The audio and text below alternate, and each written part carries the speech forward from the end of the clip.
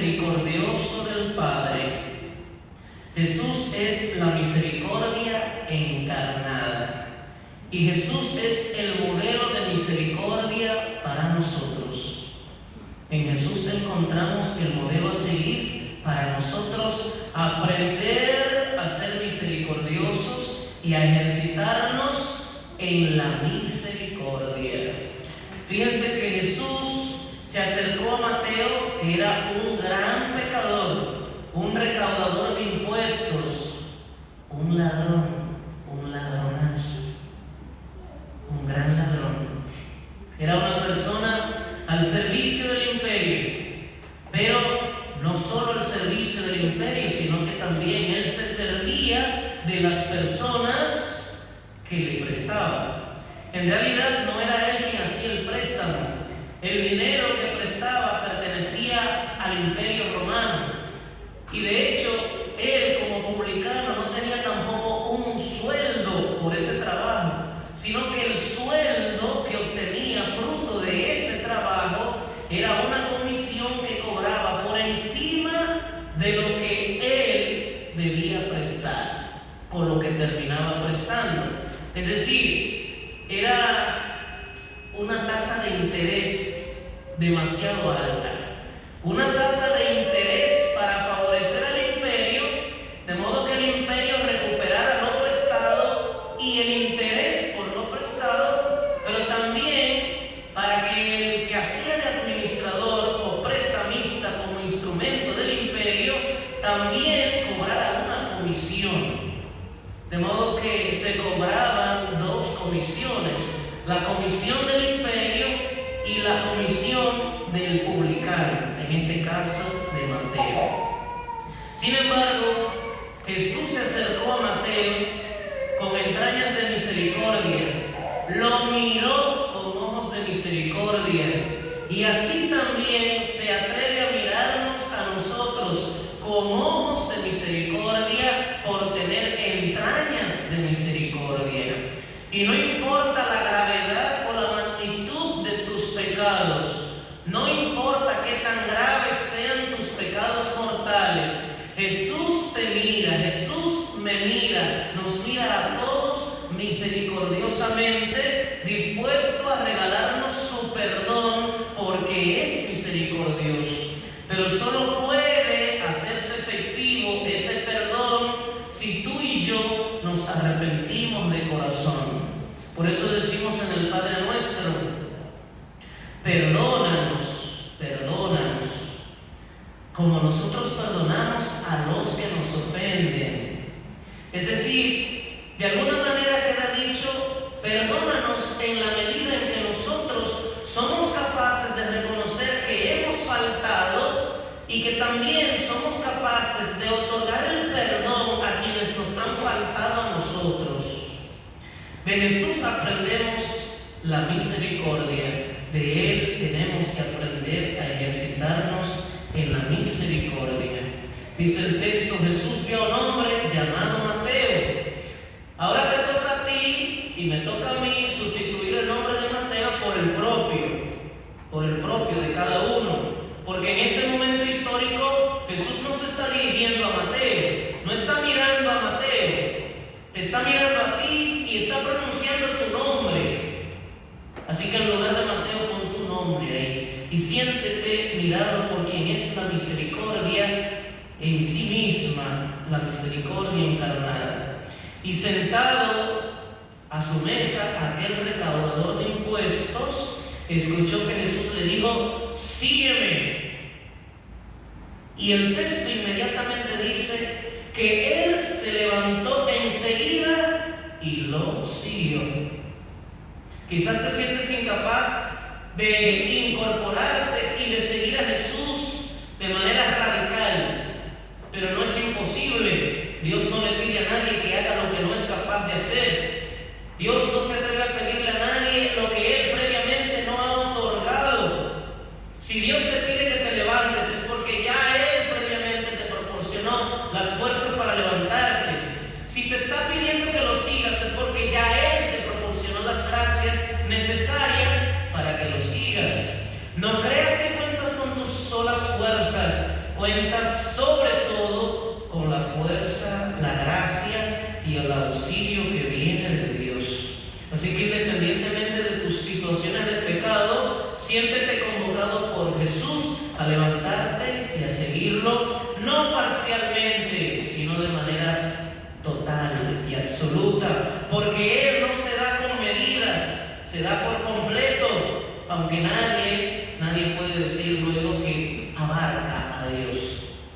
Asimismo, no hemos de ser tacaños con el Señor. Tenemos que dárselo todo a Él, lo que somos y tenemos, incluso nuestros defectos, para que nos convierta en virtudes y que todo eso nos ayude un día a alcanzar la santidad, que será una gratuidad de Dios.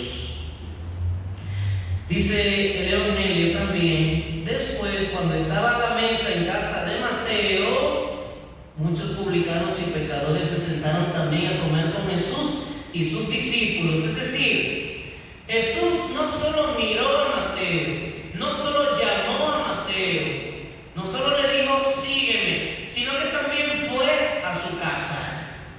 Si ustedes quieren, no pensemos en casa en tanto que lugar, espacio físico, sino en tanto que corazón. Dios quiere habitar en tu corazón y quiere morar eternamente en tu corazón. No quisiera Él que lo afueres, que lo expulses, y lo expulsamos, lo afueríamos, como decimos los dominicanos. No sé si de otros países también se escucha eso, cuando cometemos pecados veniales y peor aún, pecados mortales. Dale cabida a Jesús en tu corazón, dale el primer lugar en tu vida y encontrarás sentido en tu existencia, irás conquistando tu felicidad y experimentarás el gozo pleno, la felicidad que no se acaba en el cielo, la cual se comienza a gustar desde esta tierra en la medida en que nos dejamos seducir por el Señor y le servimos de un modo incondicional. Y hay otra cosa que yo quisiera destacar de esta parte: Jesús no temió compartir con los pecadores. A veces nosotros, queriéndonos creer más santos de la cuenta y dizque pretendiendo no quedar contagiados del pecado, nos cohibimos de compartir con quienes creemos, no necesariamente, pero con quienes creemos que están en una situación de pecado peor que uno. Y no es el otro el que ha de influir en mí, no es el que está en una situación de pecado el que ha de influir en mí, soy yo quien tiene que influir positivamente en quien está en una situación de pecado peor que yo. Por eso no hay que temer compartir con un drogadicto, no hay que temer compartir con un borracho, no hay que temer compartir con una prostituta, no hay que temer compartir con un chismoso, con una chismosa, porque no son ellos los que han de poder conmigo, soy yo quien me he dejado imbuir por la gracia de Dios, quien he de poder con ellos, tratando de influir positivamente en ellos, no dejándome yo contagiar del pecado, sino contagiando, positivamente hablando, de la gracia a esos que están semi alejados o totalmente alejados de Dios. Hay un refrán, yo no sé si ustedes lo usan, pero en República Dominicana empleamos ese refrán: el que se junta con cojo al año cojea. Pues yo quiero hacerles la invitación a ser más optimistas y a darle una lectura más positiva a la vida, porque también es posible que el cojo que se junte con el que no cojea al año deje de cojear. ¿O no es posible? Porque si es posible cojear por juntarse con el que cojea, entonces yo creo que también es posible dejar de cojear por juntarse uno con quien no cojea. Entonces es una frase un tanto pesimista que deberíamos renunciar un tanto a ella y optar por interpretarla según esta forma que les estoy presentando ahora. Es posible que el cojo que se junte con el que no cojea al año deje de cojear, porque el demonio no está por encima de Dios. Dios está por encima del demonio. El mal no está por encima del bien. El bien está por encima del mal. Y viendo esto, dice además el Evangelio, los fariseos preguntaron a los discípulos: ¿por qué su maestro come con publicanos y pecadores? Entonces Jesús los oyó y les dijo: no son los sanos los que necesitan de médico, sino los enfermos. Pero a ver, ¿quién puede decir que está sano totalmente? Que esté colocado sobre la faz de la tierra. ¿Quién puede decir que está sano?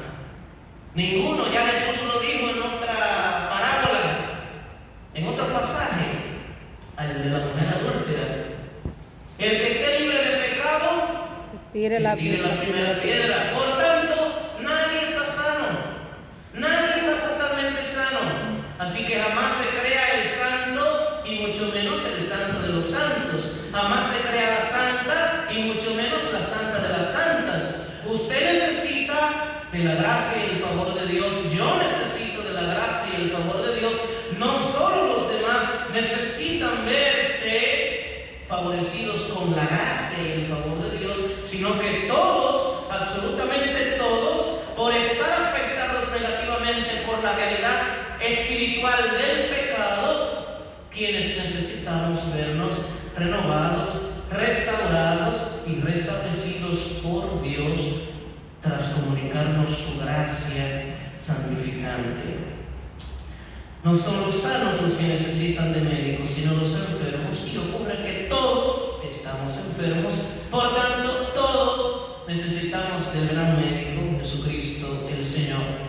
Y luego Jesús pronuncia una frase emblemática: vayan pues y aprendan lo que significa misericordia quiero y no sacrificios.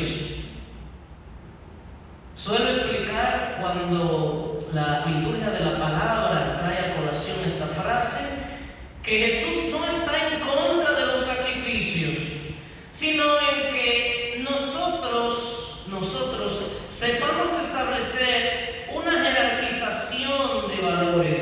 Lo que Él quiere es que nosotros sepamos establecer una jerarquización de valores. Que no le demos más importancia a los sacrificios que a la misericordia, porque la misericordia está por encima de los sacrificios. No es que los sacrificios no sirvan de nada. Los sacrificios sí valen y valen mucho, pero no valen más que la misericordia. De nada sirve que usted quiera dormir montado en un guayo todas las noches si usted va a cantaletear con su lengua y a criticar a su hermano día y noche.